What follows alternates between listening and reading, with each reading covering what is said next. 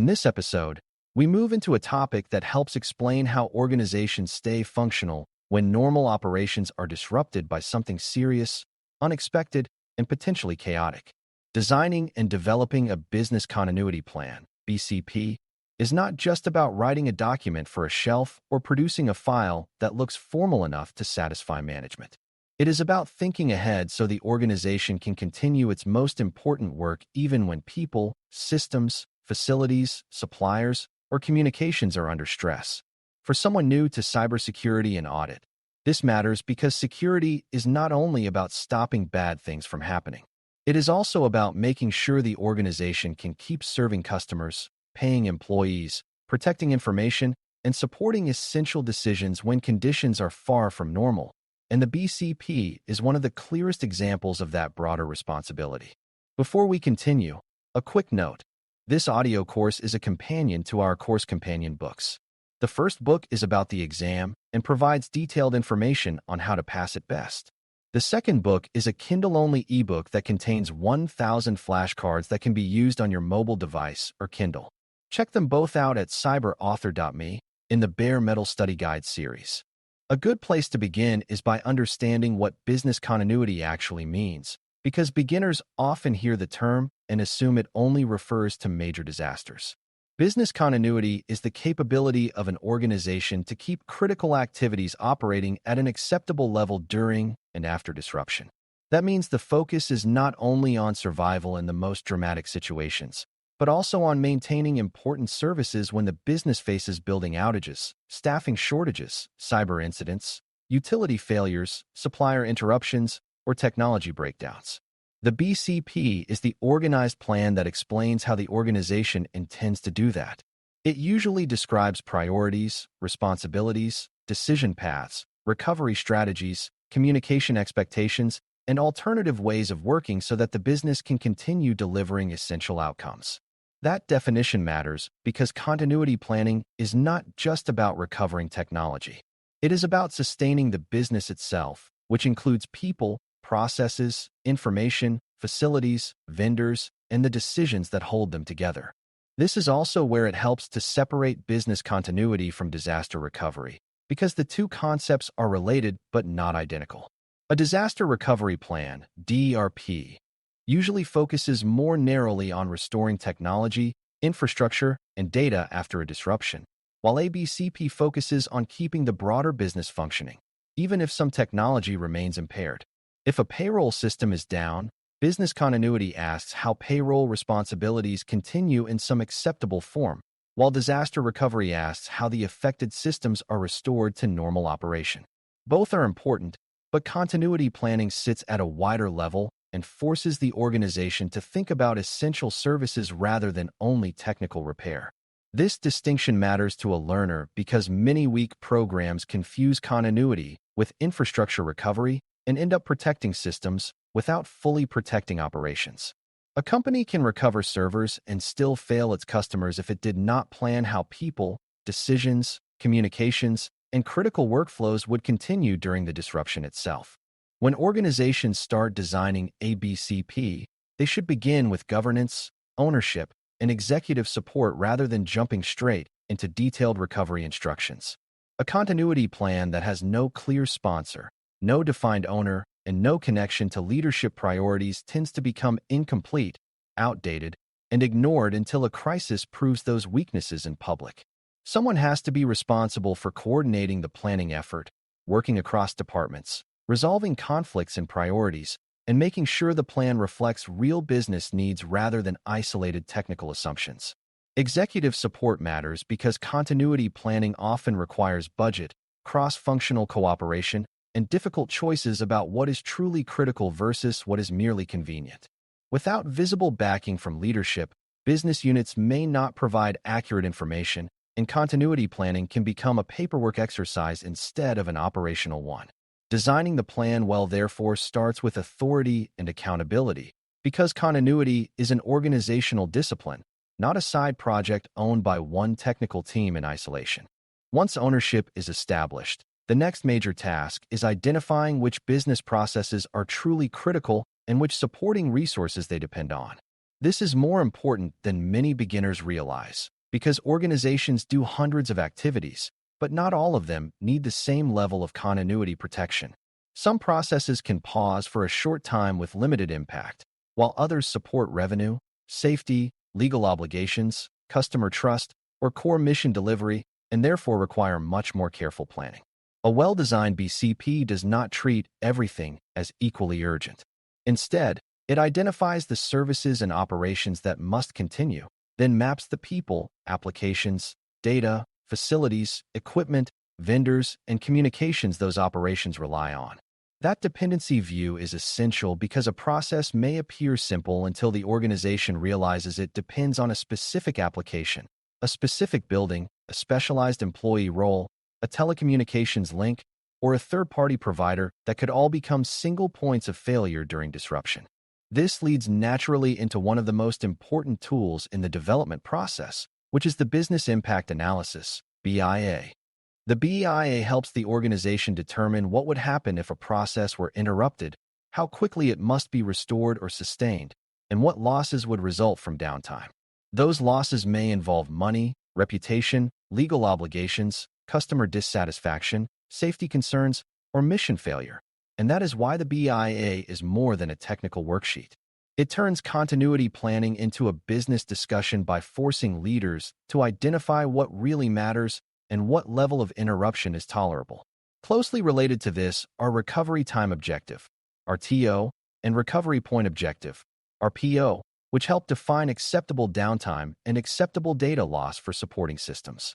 When used properly, the BIA gives the BCP a rational foundation because plan priorities are based on business consequence rather than guesswork, habit, or the loudest voice in the room. Alongside the BIA, organizations also need to consider risk because continuity planning is shaped not just by impact, but by the kinds of disruptions that are plausible for the environment. A hospital, a bank, a manufacturer, and a cloud service provider may all value continuity, but the scenarios most likely to disrupt them can look very different. Risk consideration helps the organization think about fires, floods, regional outages, cyber attacks, pandemics, workforce absenteeism, transportation issues, supplier failures, and utility disruptions in a way that is grounded in reality.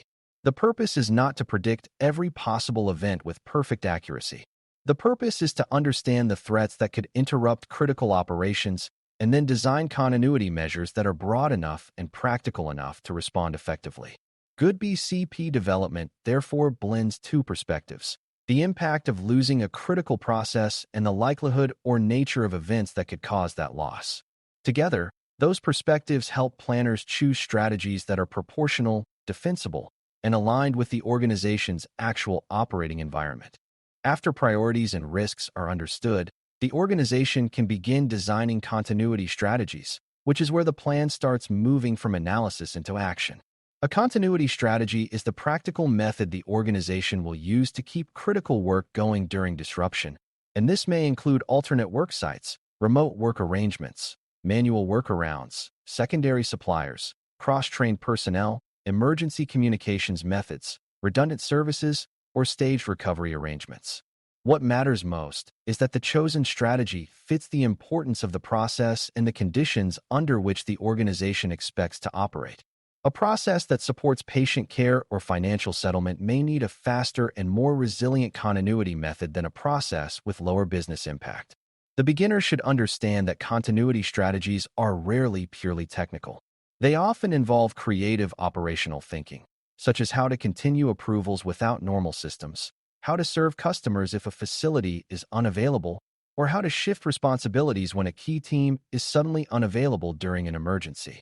As the plan develops further, roles and responsibilities become one of the most important design elements, because confusion during a disruption can quickly become as damaging as the disruption itself. A useful BCP clearly identifies who declares an incident, who activates the plan, who communicates with employees, who coordinates with vendors, who speaks to customers, who works with technical recovery teams, and who makes priority decisions when resources are constrained. This does not mean every possible name must be fixed forever in the document. Since staffing changes happen, but the functions and chains of authority should be unmistakably clear. People need to know what they are expected to do and who has the authority to make continuity-related decisions under pressure. This is one reason well-developed plans often define escalation paths, backup decision-makers, and contact structures instead of assuming the usual reporting model will function perfectly during a stressful event. Clarity of responsibility reduces delay, duplication, and panic, which can preserve both control and confidence when normal routines have broken down.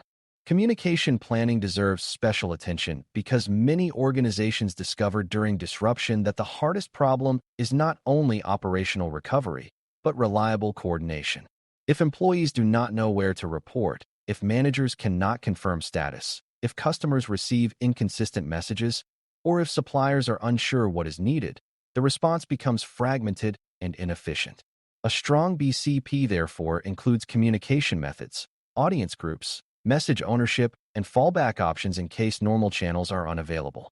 Internal communication and external communication both matter, but they are not the same. Employees need guidance on safety, reporting expectations, workarounds, and status updates, while customers, partners, regulators, and sometimes the public may need carefully controlled information delivered through approved channels. Designing these communication paths in advance helps avoid improvisation at the worst moment. It also reinforces an important continuity lesson for beginners, which is that organizations do not merely recover operations through technology and procedure. They recover through clear information, coordinated action, and shared understanding of what comes next. The written form of the BCP also matters greatly, because a badly written plan can fail even if the underlying ideas are sound. A continuity plan should be clear, practical, current, and easy to follow under stress, which means it cannot depend on dense theory or long narrative sections that bury critical actions inside vague language. People using the plan during disruption may be tired, rushed, uncertain, or working under intense pressure, so the design should support quick comprehension and confident execution. That means the plan needs clear activation criteria, understandable responsibilities, accessible contact information, realistic procedural guidance, and supporting references that help teams continue critical operations without confusion. A common mistake is writing for approval instead of writing for use. If the plan reads like a formal compliance artifact but does not help people decide what to do in a real event, then it may look complete while being operationally weak, and that is exactly the kind of gap a thoughtful auditor or experienced manager will want to detect. External dependencies must also be built into the plan from the beginning, because many business functions rely on organizations and services outside the company's direct control. A process may depend on a cloud provider, a telecommunications carrier, a payment processor, a logistics partner, a software vendor, a staffing service, or a utility company that the organization cannot command during an emergency. If those dependencies are ignored, the BCP may assume continuity is possible when one missing external service actually makes the process impossible to sustain. Good development work therefore identifies important third parties, understands what services they provide, reviews relevant continuity commitments, and plans alternatives where practical. Sometimes that means having backup vendors, sometimes it means defining manual workarounds, and sometimes it means accepting that certain disruptions cannot be fully avoided and must instead be managed. For the beginner, this is a valuable reminder that continuity planning is not just inward-looking. Organizations function as part of larger ecosystems, and continuity design must reflect that reality. Training and awareness are often treated as later concerns, but they should be considered during development because a plan that nobody understands is barely a plan at all. Employees do not need to memorize every page, yet the right people do need to know their roles, where the plan is located, how it is activated, and what continuity expectations apply to their work. Plan accessibility matters here as well. If the only usable copy is stored in a location that becomes unavailable during disruption, then the design has already failed in a basic way. Mature planning, therefore, includes controlled but reliable access, version management, distribution logic, and training that makes the plan part of organizational readiness rather than an isolated document. This is also where cross-training becomes valuable, because continuity rarely works well when only one person knows how to perform a critical task. Designing for resilience means planning for human absence as well as technical failure, and that requires knowledge sharing, role backup, and practical familiarity with alternate ways of operating. There are several misconceptions that beginners should watch for when thinking about continuity plan design. One common mistake is believing the BCP should try to predict every detail of every possible event, when in reality a strong plan is meant to support decisions across a range of disruptions without becoming impossibly rigid or exhaustive. Another mistake is assuming continuity planning belongs only to the information technology team, even though many continuity actions involve business operations, facilities, communications, legal review, vendor coordination, and executive decision-making. Some organizations also assume that once the document is written, the work is basically finished, but real continuity planning is a living process that changes with new systems, new dependencies, staffing changes, acquisitions, and shifts in business priorities. A final misconception is that continuity is only valuable for catastrophic scenarios.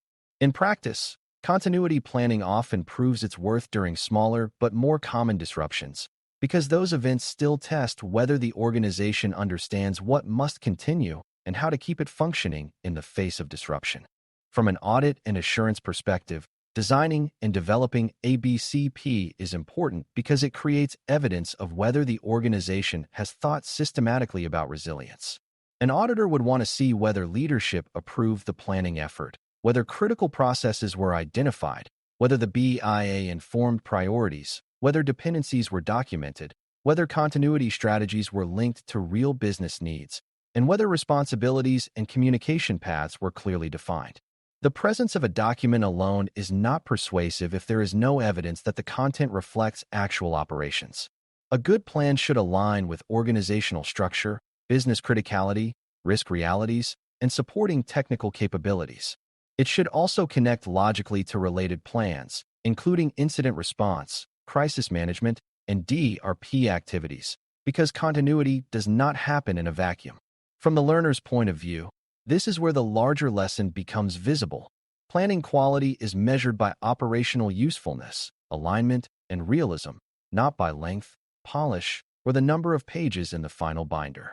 By the time you finish thinking through designing and developing business continuity plans, the most important takeaway is that continuity is about preserving the organization's ability to deliver what matters most when ordinary conditions disappear.